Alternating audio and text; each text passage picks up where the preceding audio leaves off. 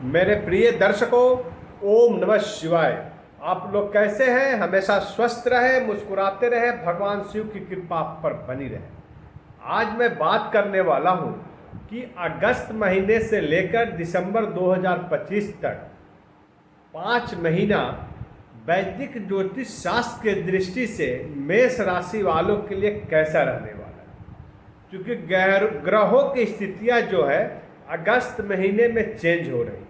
ऐसे में आने वाला 5 महीना बहुत ही महत्वपूर्ण हो जाता है और मेष राशि वालों के जीवन में बहुत सारे परिवर्तन देखने को मिलेगा। ऐसे 29 मार्च 2025 को जब शनि मीन राशि में गोचर किया था तो उस समय मेष राशि के ऊपर शनि के साढ़े साथी आरंभ हो गई थी।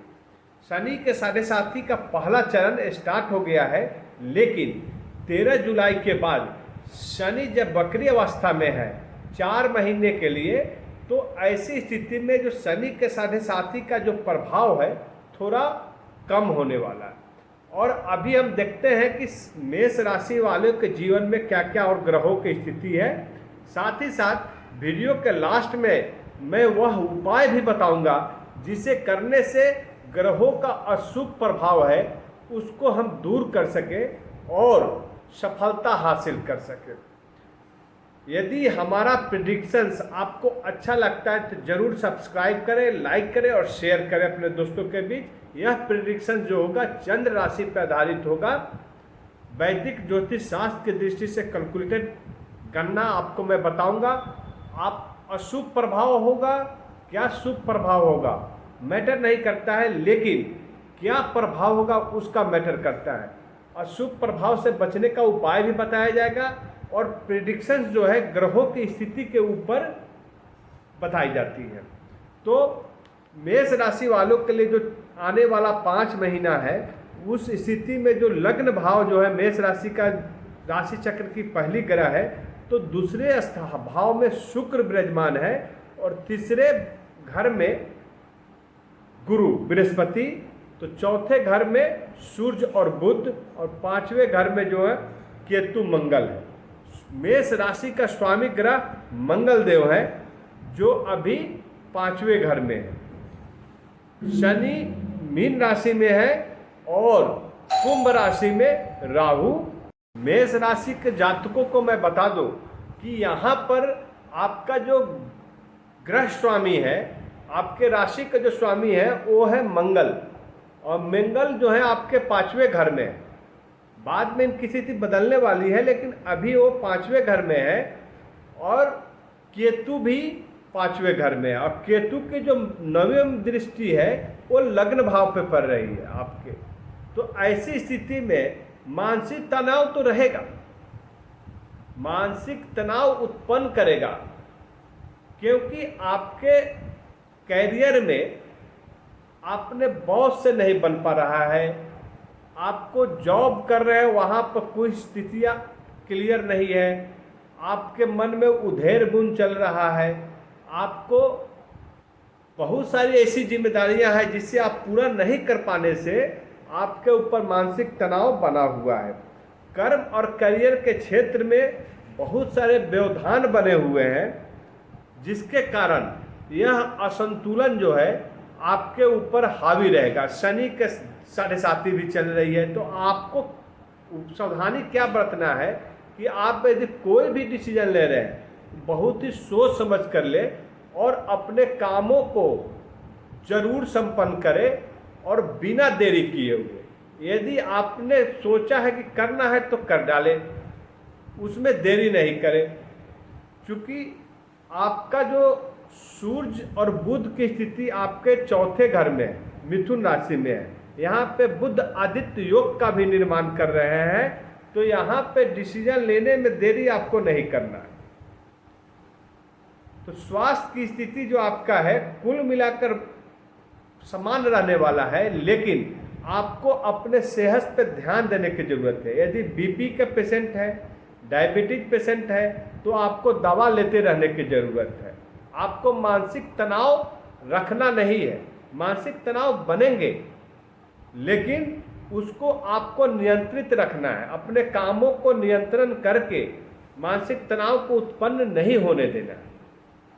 अपने क्षेत्र में, करियर में, बिजनेस में, जहां भी आप काम कर रहे हैं वहां पे अपने संबंधों को मधुर बनाएं और जिसके कारण आपका कार्य जो हो समय पर संपन्न हो जाए और तनाव की स्थिति उत्पन्न नहीं हो। क्योंकि कर्म और करियर के दोनों को शनि प्रभावित कर रहा है, उनके कारक माने जाते हैं। साथ ही साथ आपका करियर में ट्रांसफर का योग दिख रहा है, प्रमोशन भी दिलेगा। शनि के साथी चल रही है, दैट मीन्स ऐसा अर्थ नहीं है कि आपका प्रमोशन नहीं होगा, क्योंकि शनि जो है वो कर्म के कारक है।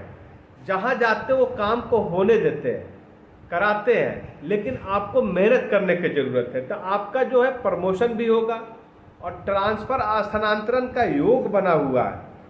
लेकिन आपको सावधानी क्या बरतना है कि सावधानी आपका कार्य के क्षेत्र में कोई व्यवधान उत्पन्न नहीं हो, इसका जरूर ध्यान रखना है। यहाँ पर आपके शुक्र जो दूसरे घर में है वो धन के कारक माने जाते हैं, लेकिन साथ ही साथ शनि जो मीन राशि में बैठा हुआ है द्वादश घर में, उसकी दृष्टि पड़ रही है आपके दूसरे घर पे।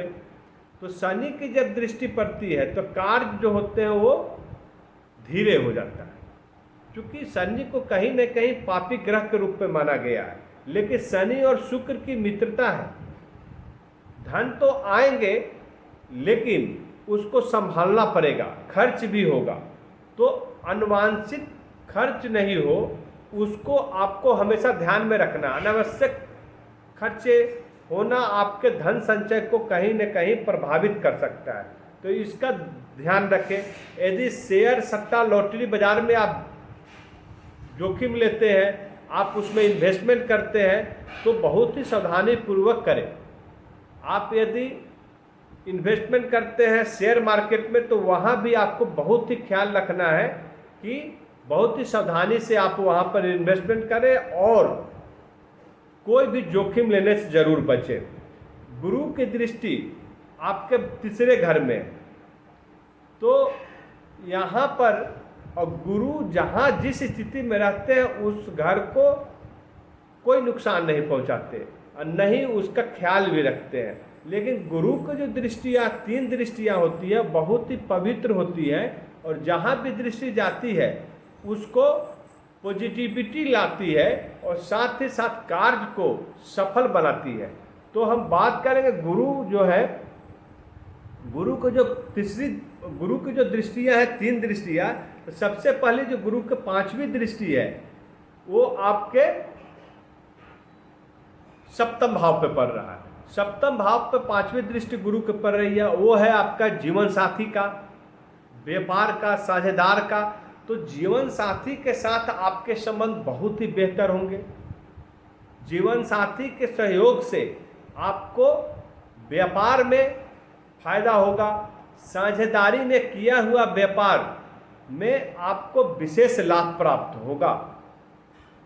आपका व्यापार का विकास आपके विदेशों तक जा सकता है, क्योंकि गुरु जो है, गुरु का दृष्टि जो है वो एक आध्यात्मिक दृष्टि होता है, सात्विक दृष्टि होता है, गंगा जल की तरह पवित्र दृष्टि होता है।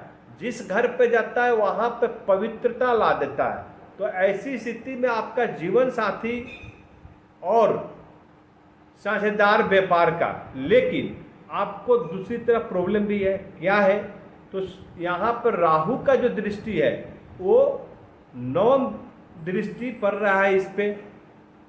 तो इस राहु एक बहुत ही पापी ग्रह है, छलिया ग्रह, आप माइंड को कन्वर्ट करता है, डाइवर्ट करता है। तो आपके अंदर ऐसी विचारधारा उत्पन्न करेगा, ऐसी सोचने समझने की शक्ति को प्रभावित करता है राहु। बहुत ही प्रभावी ग्रह माना गया राहु को। तो ऐसी स्थिति में आपके अंदर मतभेद उत्पन्न नहीं होने देना है। अपने जीवन साथी के संबंधों के बीच कोई ऐसा मतभेद उत्पन्न नहीं हो, साझेदार व्यापार में कोई ऐसा मतभेद उत्पन्न नहीं हो कि जिससे आपका नुकसान हो। इसका विशेष ख्याल रखने की जरूरत है। गुरु की दृष्टि पड़ रही है, लेकिन ये राहु जो है बहुत ही छलिया ग्रह है, किसी भी तरह से अपने कार्यों को संपन्न कराने के लिए जाना जाता है, इसका विशेष ख्याल रखिए आप। और गुरु को जो 7वीं दृष्टि है वो आपके भाग्य भाव पे पड़ रहा है, भाग्य और धर्म के भाव पर, यानी आपके जो भी कार्य अभी तक रुके हुए थे वो कार्य आपके संपन्न होंगे, रुका हुआ धन भी आपको मिलेगा। कोई यदि आपसे ऋण लिया है उस ऋण को चुकता करेगा, यदि आपने व्यापार में इन्वेस्टमेंट किया था वहाँ से आपको लाभ प्राप्त होगा। धार्मिक यात्राएं हो सकती है जो आपके लिए बहुत ही शुभ होगा, कोई आयोजन कर सकते हैं, धार्मिक आयोजन कर सकते हैं आप। गुरु की 9वीं दृष्टि जो पड़ रही है, तीसरी दृष्टि आपकी बात कर रहे हैं, वो आपके कर्म पे पड़ रही है, करियर पे पड़ रहा है, तो यहाँ से आपको ग्रोथ दिखेगा, करियर से आपको आय की प्राप्ति होगा, आय का इनकम का स्रोत बढ़ जाएगा, लाभ होगा, आय लाभ का भाव है। लेकिन राहु वहाँ पे छलिया ग्रह है, लेकिन राहु हमेशा लाभ कराता है, वो आपके करियर में ग्रोथ कराएगा, लेकिन गलत काम भी करवाने के लिए राहु जाना जाता है। पापी ग्रह पहले से बैठा हुआ है, लेकिन वो गलत काम क्या है उसका ध्यान आपको रखने की जरूरत है। तो इस गलत काम और सही काम का आपको डिफरेंसेस जो है इसको ध्यान में रखते हुए आपको इनकम का स्रोत जनरेट करे और उससे आपको लाभ ही लाभ होने वाला है। क्योंकि गुरु की दृष्टि जो पवित्र दृष्टि है वो आपके एकादश भाव पे पड़ रही है, जो आय और लाभ का भाव है। अभी यहाँ पर हम बात करेंगे कि सूर्य और बुध जो आपके मिथुन राशि में है, बुध आदित्य योग का निर्माण कर रहे हैं, और ये होता है माता, मकान, भूमि, भवन। तो माता का यहाँ पर क्या है, एक माता का सेहत का ख्याल जरूर रखना है, क्योंकि ये जो योग बन रहा है कहीं नहीं कि आपके माता का सेहत का प्रभावित कर सकता है।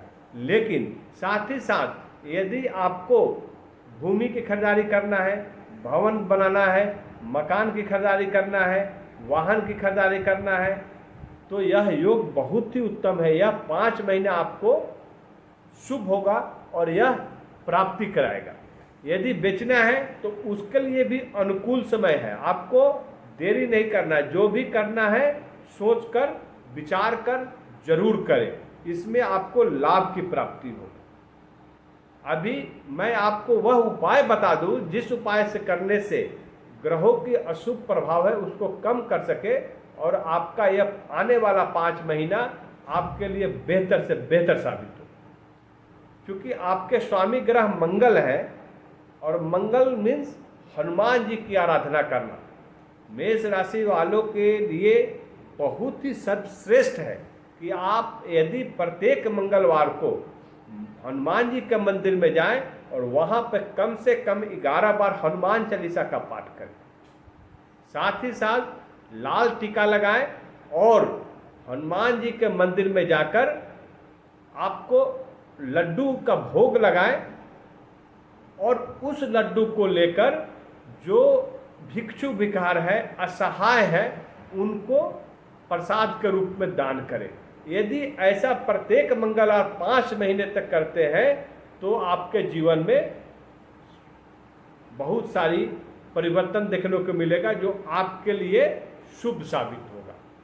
साथ ही साथ अभी सावन का महीना चल रहा है, तो इस पूरे सावन का महीना में आपको शिव जी के मंदिर में जाकर बेलपत्र चढ़ाएं, 9 बेलपत्र चढ़ाएं, जल चढ़ाएं और नमः शिवाय का जाप 108 बार, एक माला कम से कम प्रत्येक दिन न हो सके तो सोमवार के दिन जाकर आप यदि ऐसा करते हैं तो आपके आने वाला 5 महीना बहुत ही सर्वश्रेष्ठ साबित होने वाला है।